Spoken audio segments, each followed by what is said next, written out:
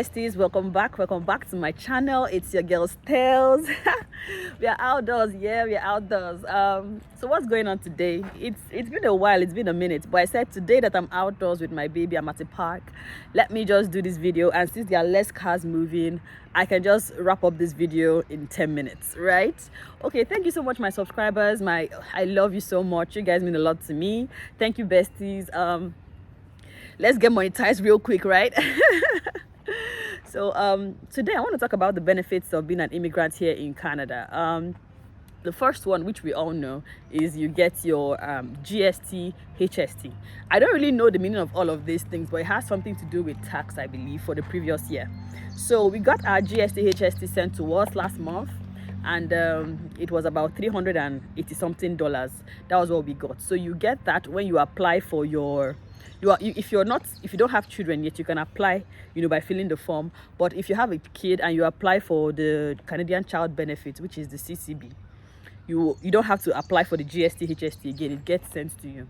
So now you might ask me, how do you apply for your CCB? How do you apply for your child benefits? What are the requirements? What are the things you will need? So you will need what are the documents you need to submit for your Canadian Child Benefit? So as an immigrant of Canada, or as an immigrant in Canada, your child is entitled to a particular amount from the government for upkeep, stipend, all of that. And the government feels okay, they need to support households that are earning less than a particular amount, and they'll give them monthly income for their kids, regardless of how many kids you have. Okay, so I have just one child, so I'm getting one Canadian Child Benefit, one CCB. And how much did I get? I got they will give you from when you land. You have to put your landing date. So I landed in February, so they paid. We just received it last month, so they paid in arrears all the ones we've received. So don't even fret that I've not gotten my documents, I need to submit this. Regardless of when you submit, they'll calculate the amount from when you landed in Canada. So what was required for us to submit was all our PR cards, not the hard copy cards, copies of our PR cards, copy of my child's birth certificate. I submitted evidence that he was going to school in Nigeria, even that we're making some payments for him, like school fees. I had to print out a receipt from my phone for his school fees, his medical records, and evidence of my residence residing here in Canada. It could be your lease agreement, it could be your phone bill, payments, or utility, any form of utility. Also provide your child's birth certificate. There's a list of things, so you can either bring 3 of all those things. So yeah, and that's one we pay to you every 20th of July, every 20th of the month. So like 20th of July now, we're expecting another payment from them. So if you already opened an account before you apply for CCB, you can put in a direct deposit form together with your application, so that they will not be mailing the checks to your address. They will be sending you the funds into your account.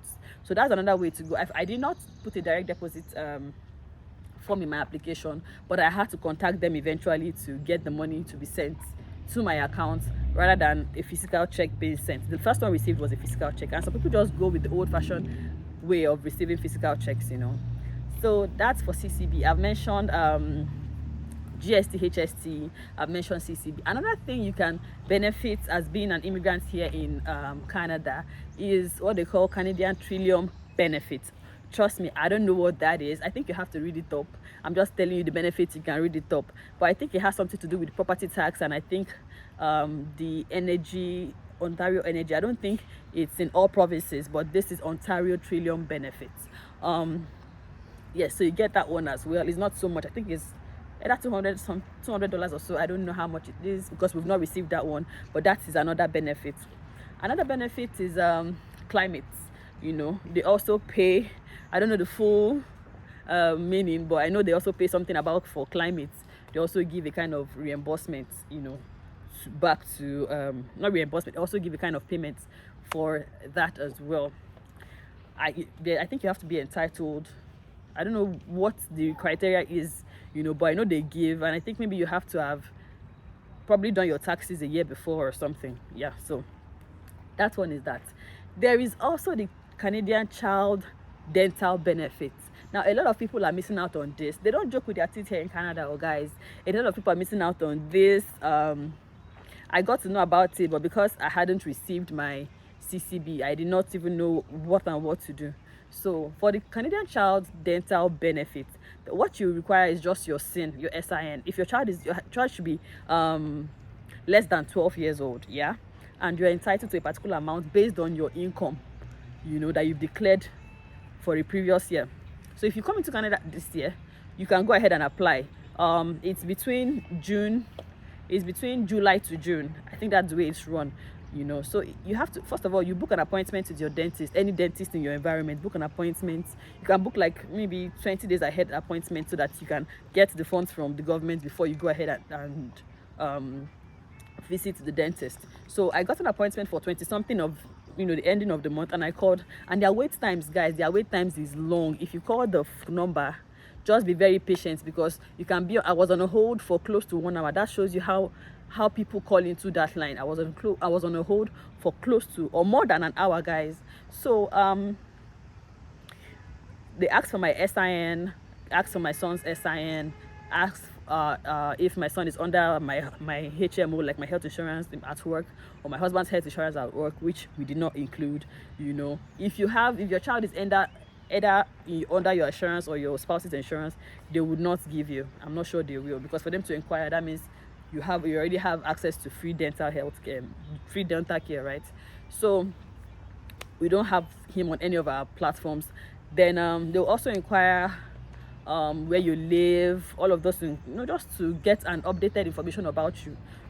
So 5 days after you make that call, you get credited with the amount. We were credited $650. Cha-ching! So we were credited $650 for that, for just teeth alone. So, and you must go for that appointment. It's not as if you collect the money and you decide not to take your child for that dental appointment. This baby is gonna go for that dental appointment. Although the good thing about it is that the dental appointment doesn't cost so much. I don't think it's up to $200 thereabouts. So obviously we'll still be keeping in touch with the dentist and making him go for checkups and all of that. But imagine collecting $650 and you are spending not up to $200 for dental. Get it, girls. Get it, mamas. We are mamas now. I'm used to saying girls, but we are mamas now. So yeah. So that one is also a benefit. There's also the rental assist. The rental assist process is, I don't know how it works for other provinces, but I know here in Ontario, you have to show that you cannot pay your rent. And maybe you're at the brink of eviction. They're about to evict you and you cannot pay your rent. Maybe you're not earning a particular amount or something. You should need to show that you are unable to pay your rent before you can now get access to the rental assist, and they will help you pay your rent. And there are some goodwill organizations too that also help people. Like in Ontario here, we have, in Waterloo here, I don't know if it's in the whole of Ontario, we have YMCA. I don't know the full meaning. Go and do your research. I'm just giving you the tips.